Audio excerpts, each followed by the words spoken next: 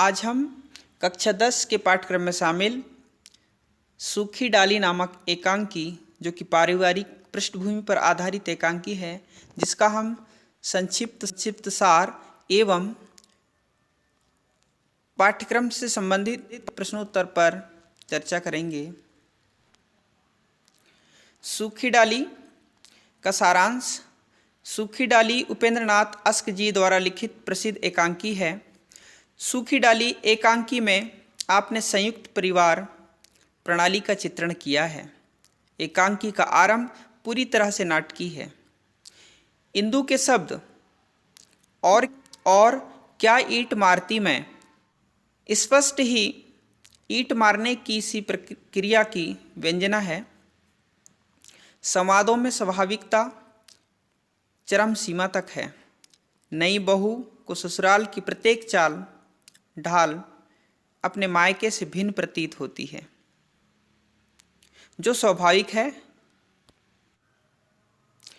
और उसके अनुसार वह बात बात पर दोनों घरों की तुलना करती है। ससुराल में यह सबको बुरा लगता है। एकांकी में 3 दृश्यों की योजना की गई है। समस्त कथा एक ही घर में और कुछ दिनों के अंतराल में समाप्त हो जाती है।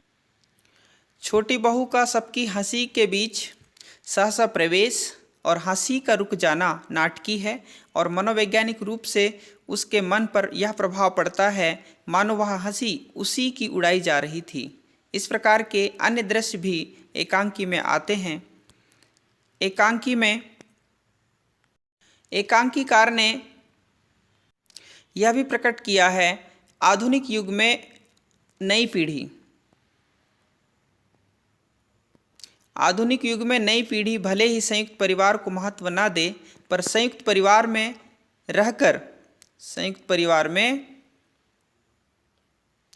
रहकर बहुत सी समस्याएं बुजुर्गों के परामर्श तथा अन्य सदस्यों के सहयोग से सरलता से सुलझाई जा सकती हैं। ठीक है। सूखी डाली एकांकी में पात्रों के स्वभाव के अनुकूल ही हल्की और गंभीर भाषा का प्रयोग हुआ है। मंझली बहू की जुबान कितनी तेज चलती है, इंदु कितनी जल्दी बिगड़ जाती हैं, और दादाजी कितनी गंभीरता से बात को सोचते हैं। एकांकी में पात्रों के चरित्रों का विकास प्रदर्शित करने वाली ऐसी अनेक बातें हैं।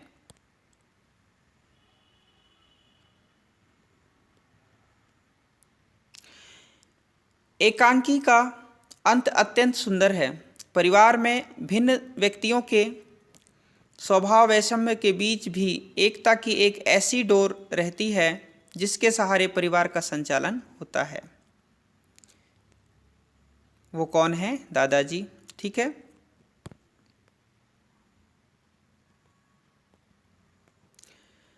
यही एकांकी का मूल उद्देश्य है, और लेखक का विचार है कि ऐसी डोर का सिरा परिवार के किसी एक व्यक्ति के हाथों में ही होने पर परिवार की कुशलता है। प्रस्तुत एकांकी चरम सीमा तक समाप्त हो जाता है, पर उसका अंत दुखांत नहीं है। ठीक है। इस एकांकी में प्रभाव उत्पादकता पर्याप्त मात्रा में है। इसे एक सफल एकांकी कहा जा सकता है। सूखी डाली एकांकी का उद्देश्य। सूखी डाली प्रसिद्ध एकांकीकार उपेंद्र नाथ अस्क जी द्वारा लिखी एक पारिवारिक पृष्ठभूमि पर आधारित एकांकी है। इस एकांकी के माध्यम से एकांकीकार ने संयुक्त परिवार की समस्याओं पर प्रकाश डाला है। दादा मूलराज के संयुक्त परिवार में छोटी बहू बेला के आ जाने से एक हलचल मच जाती है। छोटी बहू अपने आधुनिक एवं नवीन विचारों के साथ परिवार में नई व्यवस्था प्रस्तुत करती है। वह पूरी तरह से अपने मायके से प्रभावित है। बेला के लिए नए माहौल में सामंजस्य बैठाना कठिन है, अतः यहीं पर परिवार में झगड़ा शुरू होता है। दादाजी यह किसी भी हालत में नहीं होने देना चाहते हैं। वह नहीं चाहते कि वह नहीं चाहते कि घर का कोई भी सदस्य अलग होकर रहे, अतः दादाजी घर के सभी सदस्यों को समझाते हैं कि वह बेला का आदर सम्मान करें। प्रस्तुत एकांकी के माध्यम से एकांकीकार ने यह दिखाना चाहा है कि आपसी समझदारी तथा सहनशीलता से बड़ी बड़ी समस्याओं का सामना किया जा सकता है। दादाजी की परिपक्व बुद्धि के परिणाम स्वरूप एक घर के कार्य में सहयोग ना देने वाली स्त्री भी सहयोग देने लगती है। यहाँ गांधी जी के दर्शन का प्रभाव लेखक पर दिखाई देता है कि कठोरता पर कोमलता से विजय प्राप्त की जा सकती है और लेखक अपने उद्देश्य में सफल हुआ है। सूखी डाली शीर्षक की सार्थकता। सूखी डाली प्रसिद्ध एकांकीकार उपेंद्रनाथ अस्क जी द्वारा लिखी एक पारिवारिक पृष्ठभूमि पर आधारित प्रसिद्ध एकांकी है। परिवार में सभी लोग मिलजुल कर रह रहे हैं। परिवार में नए सदस्य के आ जाने के कारण परिवार में हलचल मच जाती है। परिवार के मुखिया दादाजी ने परिवार को एक सूत्र में बांध रखा है। वे वट वृक्ष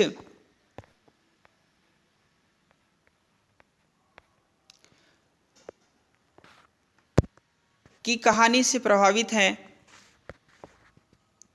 जो अपनी डालियों को साथ रखने के लिए कुछ भी कर सकता है।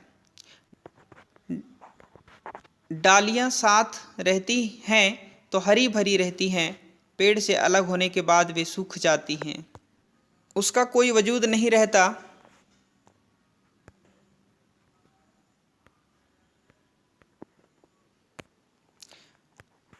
दादाजी की स्थिति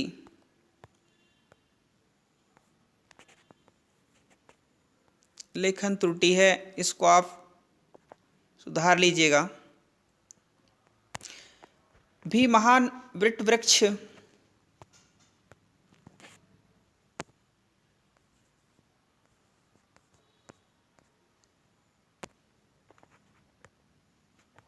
जैसी है। परिवार के सभी सदस्य उनकी बात मानते हैं, लेकिन जब परिवार को साथ रखने की बात आती है तो वे सबको समझाते हैं और घर के सदस्य को अलग होने से रोकते हैं। वे अपनी किसी भी डाली को सूखने नहीं देना चाहते। इस प्रकार सूखी डाली एकांकी का शीर्षक आरंभ से लेकर अंत तक सार्थक है।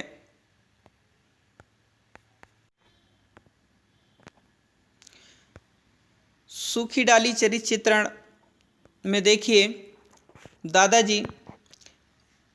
दादा मूलराज सूखी डाली एकांकी के प्रमुख पात्र हैं। दादा मूलराज 72 वर्ष के एक प्रभावशाली वृद्ध हैं। वह अपने संयुक्त परिवार के मुखिया हैं। वृद्ध होने पर भी वह एक मजबूत कद काठी के स्वस्थ व्यक्ति हैं। उनकी सफ़ेद दाढ़ी वट वृक्ष की लंबी जटाओं के समान मानो धरती को छूना चाहती हैं। उन्होंने अपने छोटे पोते को पढ़ाया, उसे तहसीलदार बनाया और एक प्रतिष्ठित और संपन्न परिवार की लड़की के साथ उसका विवाह कर दिया। उन्हें जैसे ही पता चला कि उनके घर का एक सदस्य अलग होने की सोच रहा है, वे तत्काल उस विषय पर घर के लोगों से बात करते हैं। वे छोटी बहू की आलोचना बंद करवाने की बात करते हैं। छोटी बहू भी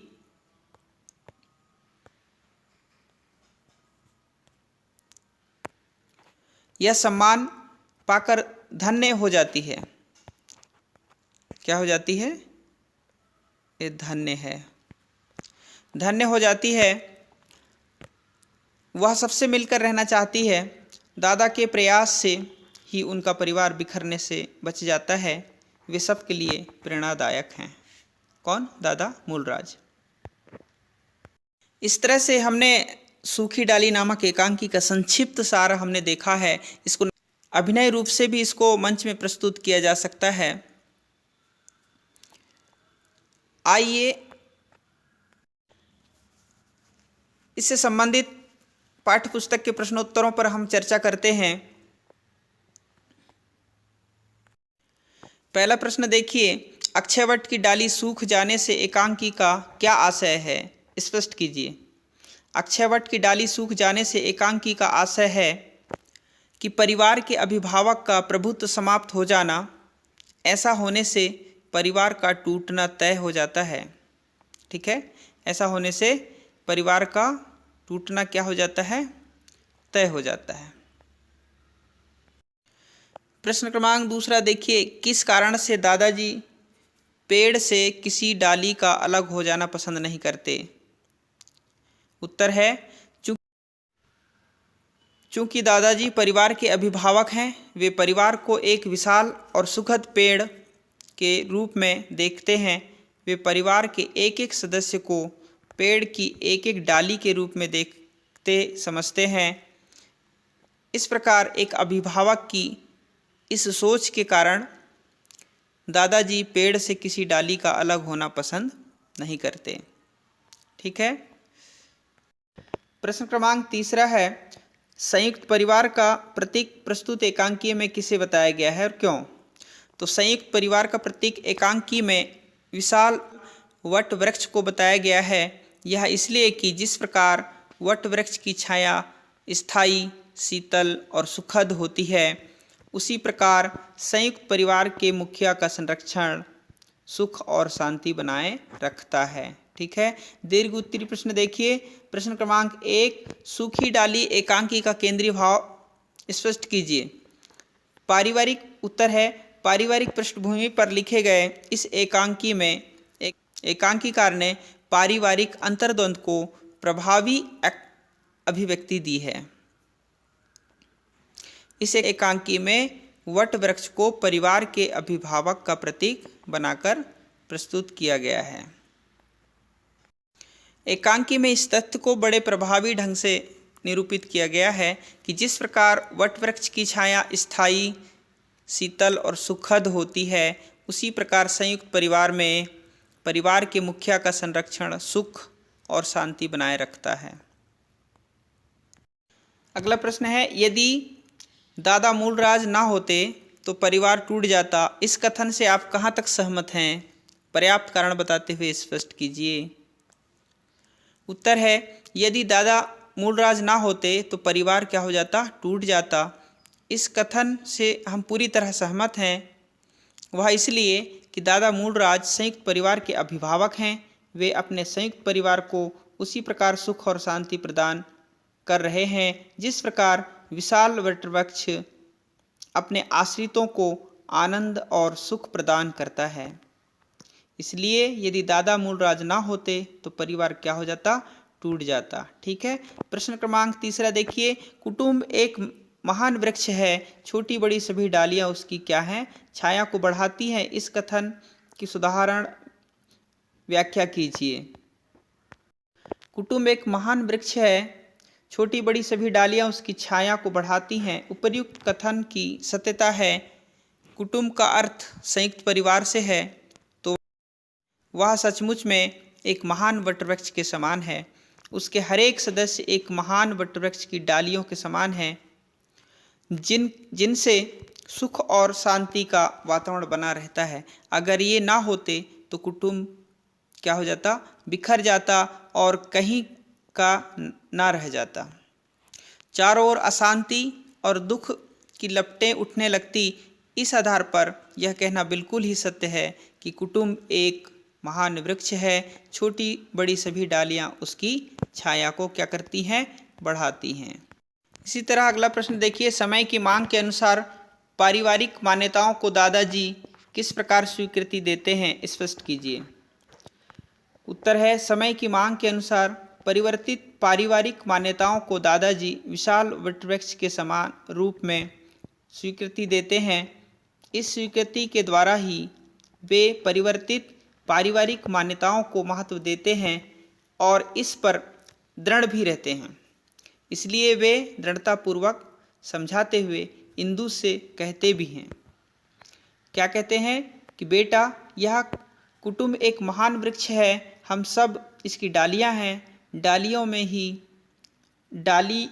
ही में पेड़ हैं और डालियां छोटी हो चाहे बड़ी हो, सब उसकी छाया को क्या करती हैं?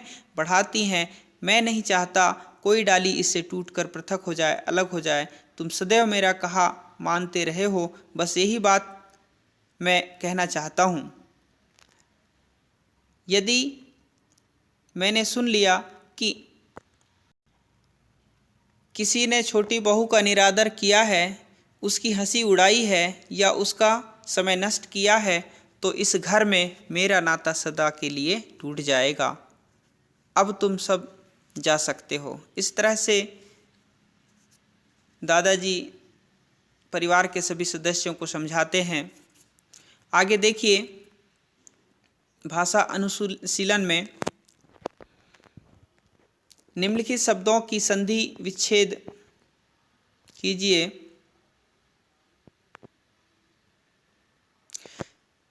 यहाँ पर देखिए, स्वाधन इच्छा क्या है, बनेगा स्वेच्छा बनेगा, है ना। यह किस संधि का उदाहरण है बताइए। गुण स्वर संधि का उदाहरण है, ठीक है। जगत धन ईश जगदीश यह व्यंजन संधि का उदाहरण है। ज्ञान धन अर्जन ज्ञानार्जन यह दीर्घ स्वर संधि का उदाहरण होगा। ये सुर है, सुर धन इंद्र सुरेंद्र यह किस संधि का उदाहरण है, गुण संधि का उदाहरण है, गुण स्वर संधि का उदाहरण है। परम धन आनंद परमानंद दीर्घ स्वर संधि का उदाहरण है, ठीक है। इस तरह से आगे देखिए, अगला प्रश्न है देशज और आगत शब्द छांटना है, ठीक है। देशज शब्द देखिए, गंवार, ठीक है, असुर कुटुंब, गुसल खाना लिखा है, झाड़न, ठीक है, ये देशज शब्द हैं। और आगत शब्द में मोड़े, गुसल खाना, खलल और मारो मार। निम्नलिखित मुहावरों लोकोक्तियों का वाक्य में प्रयोग कीजिए। तो देखिए, दो घड़ी ना टिकना मतलब पल भर ना रहना। वाक्य में प्रयोग आप अपने हिसाब से कर सकते हैं। मुगल सेना राणा प्रताप के सामने दो घड़ी ना टिक सकी, ठीक है। जली कटी बातें करना, तो इसको हम कह सकते हैं कड़वी बातें करना, ठीक है। दुष्ट तो जली कटी बातें ही करते हैं। नहीं, गज भर की जबान होना, जिसको हम बड़बोला कहते हैं, अधिक बोलने वाला, ठीक है जी। सेखी बाजों की गज भर की जबान होती है। लोटपोट होना, अधिक खुश होना।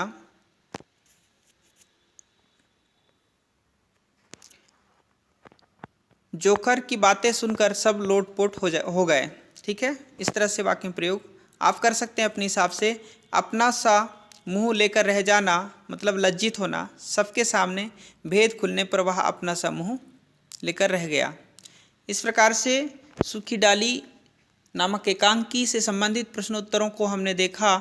इनको आप अपने शब्दों में भी लिख सकते हैं और लिखने का प्रयास कीजिएगा। आप सभी का बहुत बहुत धन्यवाद।